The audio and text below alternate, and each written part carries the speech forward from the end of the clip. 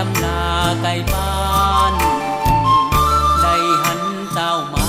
คืนมาสร้างสาบ้านเดิมอีกใหม่ความหวังหมายไว้กลับกลายมาเป็นความจริงย้อนมีการนำของศูนย์กลางนั้นเป็นบ่อนยิงเหมือนอายอุ่นให้เฮาฟิงความสุขทุกสิ่งจึงมีมา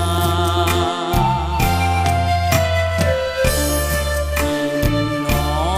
อมดอกจองดอกคายเฮาลืมบ่ได้ทั้งน้องบ้านใน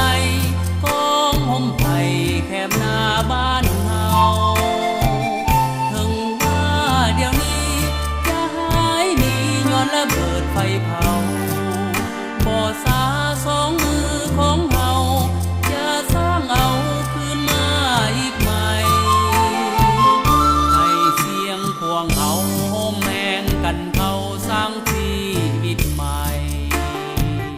สิ้นเวรเข็นหายบ่มีผู้ใดหาวี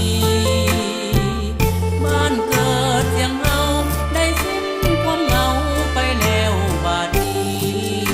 ชีวิตเศร้าเสียงทุกทีจะบ่ได้หนีไกลจากเมืองเสี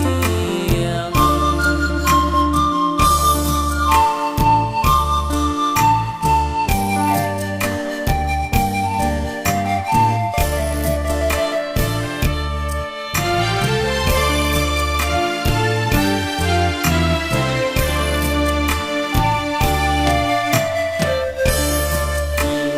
หอมดอกจอ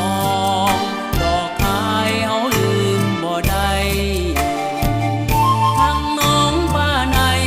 กองห่มไผ่แคบหน้าบ้าน